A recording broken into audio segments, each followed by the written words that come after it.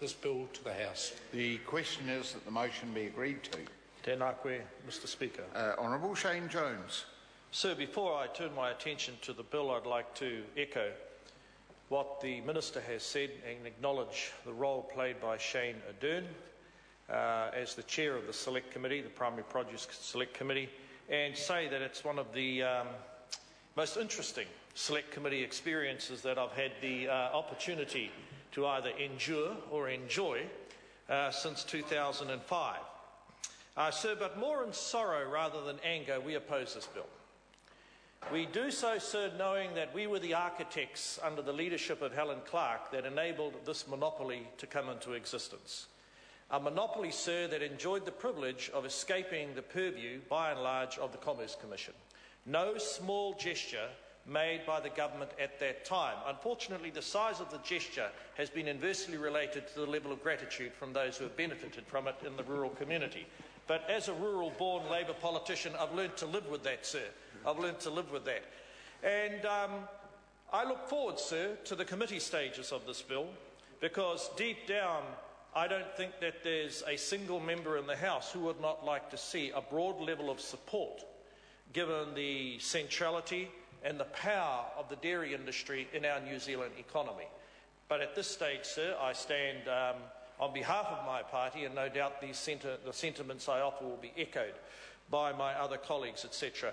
Sir, at the pith of the debate that bedevilled us during the Select Committee process was whether or not New Zealand Inc.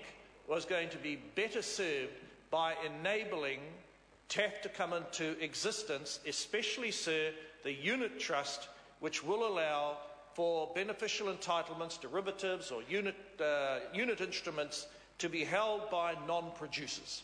That, sir, was a key debating point. I, sir, formed the view that I was not convinced by what the Fonterra advocates had to say, and, sir, I want to say also, they put forward a quality level of submissions. As did, sir, their opponents. But during the course of the debate, I was and remain troubled, sir, that the existence of this particular unit trust does provide, over time, a slope that inexorably, sir, could lead to demutualisation. And for those reasons, sir, we're actually looking forward to discussing with the government and other stakeholders a set of amendments later in the process, sir. So I want to follow up on what the ministers had to say. Not surprisingly, a number of the members on this side of the House, in particular the Māori members, have been lobbied, have been cajoled by, in my case, sir, by a dairy company that's partly owned by Dalmatians and a dairy company that's owned by Maoris. So, sir, they've both had interesting things to say that this bill may actually lessen the level of rivalry between what I might call the minnow players and the mothership Fonterra. And I think, sir, all New Zealanders have an interest in seeing a flourishing Fonterra. No New Zealander has an interest in seeing a calcified institution, or an institution that unwittingly allows the cooperative legacy to slip away from them, because rest assured, sir, the sophistication of the analysts, the advisors and the observers once the TAF proposal gets up and running must not be underestimated. But that's for another day, sir.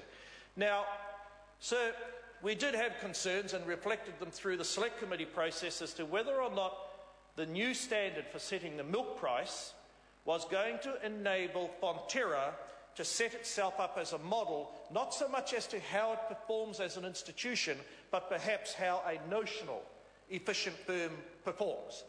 Now, at one level, sir, no one wants to see a level of subsidy being delivered through an unreasonable milk price, sir, from Fonterra to rivals. But at the same time, sir, we shared a concern that in the absence of rivalry, Fonterra may not actually prove to be as strong as it should be. And also, sir, in the absence of rivalry, we could not be confident that the actual milk price, which does impact on the daily lives of New Zealand families, could be managed, sir. Now, the Minister has talked about the term contestability. And so we've, well, certainly I have, sort of sorted mice and looked through various sources of information as to what will this likely be. Now, in the absence, sir, of a very tight definition as to what contestability means, I fear that we could see a reversion back to the telecom-like litigation of the 90s and after 2001, 2002. And I certainly know, sir, being a strong pro-commerce man, the Minister doesn't want to see that. We don't want to see that. So, sir, the fact that the Commerce Commission is going to enjoy a level of oversight over how the milk price is set, I think that where that probably will come undone is that it will be, number one, quite bureaucratic, number two, sir, highly unlikely to actually enjoy the power to exert considerable levels of influence or game-changing behaviour. But, sir, that has been where the bill settled. I want to also, sir, talk about the importance at one level of enabling Fonterra to continue its strategy. And during the sort of submission, sir, I, amongst others, said, look, we're not particularly interested in hearing about your brand strategy, the geopolitical considerations. That is a job for the shareholders, their directors, their managers, and go out and do perhaps what the Knowledge Wave conference failed to do. Actually go and turn from a raw commodity more wealth. And I don't think there's a single member on this side of the House, sir, who does not want to see that happen. But do you need to do it, sir, in such a way, does one need to do it, sir, in such a way where we run the risk of importing shareholders, owners of capital into a cooperative structure and inevitably build a potentially fatal level of tension? Now, so we were told that sounds conspiratorial. We were told that sounds quite lurid, that the farmers will continue to enjoy total control as to what happens to the cooperative. Now, sir, as we currently understand the law, that may or may not be the case.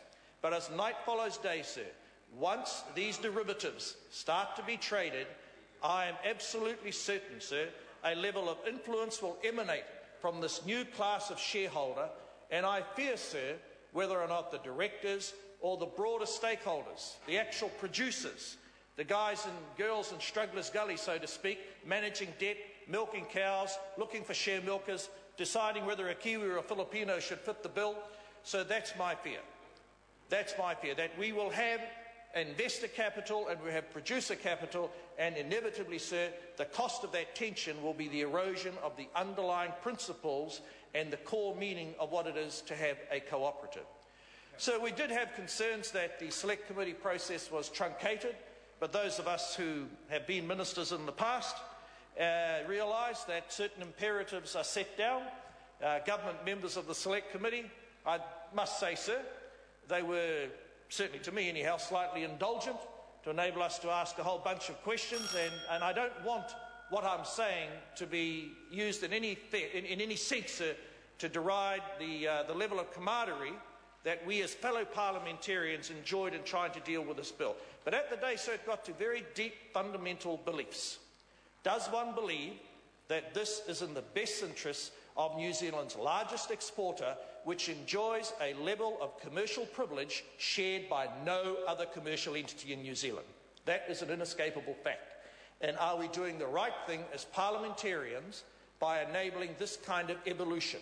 Now, sir, it can be said, well, that level of sovereignty belongs with the owners of the cooperative. And we heard that argument very powerfully, sir. But I say to those stakeholders in that cooperative, by dint of the government of the time, society has enabled you to enjoy what is virtually a state trading level of privilege. So there has to be give and take. So we're not blind to the fact that there are large capital issues at stake to drive an expansion in Fonterra, etc., but without straying into the commercial mechanics as to how one does that, sir, in the absence of safeguards, which may or may not come to pass in the committee stages, we at this stage, sir, as I've said, will not be supporting this bill, because we fear what are the long-term implications, not only to our economic sovereignty, to the performance, sir, of this particular institution, but are we acquiescing in the demutualisation of a proud cooperative structure which has defined the growth of New Zealand's most enduring industry, the dairy industry? So despite, sir, referring to the fact that friends on the other side of the House were very charitable in the time made available, we were unable to close the gap, and I look forward to hearing what might come through the committee stages. Thank you, sir.